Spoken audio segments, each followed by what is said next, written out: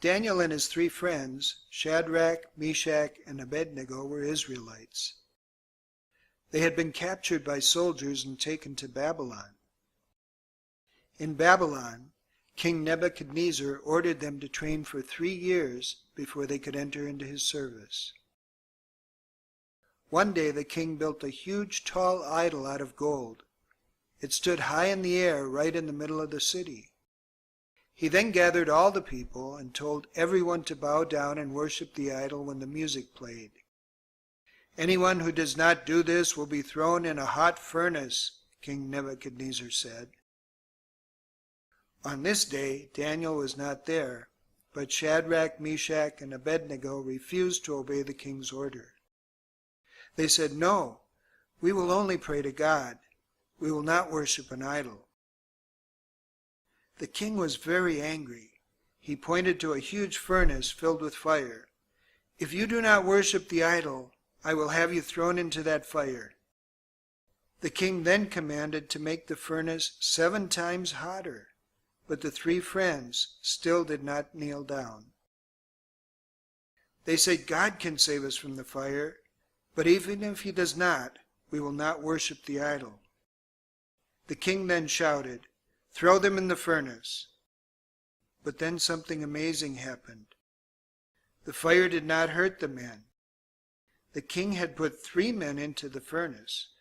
Now the king saw 4 men, and the 4th looked like an angel. The king called them out of the furnace. Their clothes were not burnt, and they did not even smell burnt. Immediately the king knew that God had saved the men. The king then made a new law in Babylon. He said, "Praise God for sending an angel to rescue these men. They trusted God and refused to obey me. I command that no one must ever say anything bad about the God of Israel." After this, Daniel and his friends were given even higher positions in Babylon. After King Nebuchadnezzar died, there was a new king named Darius. Darius especially noticed how wise and honest Daniel was.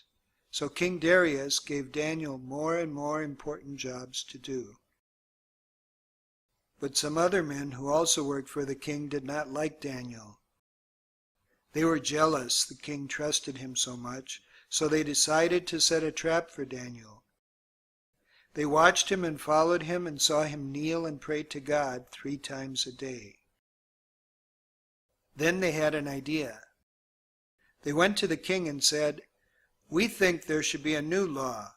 No one can pray to anyone else but you. If they do so, they will be thrown into a lion's den." The king liked the idea and made this new law. But Daniel kept on praying to God. Daniel knew that these men were watching him, but he was still kneeling down and praying to God every day. The men went to the king and told him what Daniel had done. Now the king knew that he had been tricked. He liked Daniel and did not want to see Daniel hurt. The king was very sad, but he knew he could not change the law. Even though he was the king, the laws had to be followed when they had been signed by him. So King Darius sent out his soldiers to arrest Daniel. The king was very sad as he watched the soldiers take Daniel away.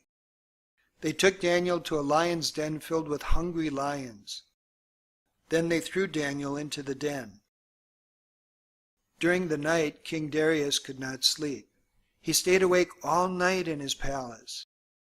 He did not drink or eat anything, as he was thinking all the time about the ferocious lions and poor Daniel. Early the next morning, as soon as the first sunlight came up, the king rushed out to the lion's den. Even though he did not expect an answer, he called, "Daniel, Daniel, are you there?"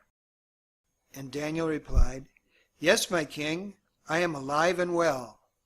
God sent an angel and it prevented the lions from doing me any harm. God has kept me safe from the lions." The king was very happy and ordered Daniel to be pulled up from the den. He sent out a message to the whole kingdom of Babylon so that everyone would know how God had saved Daniel from the lions, because Daniel had trusted in God.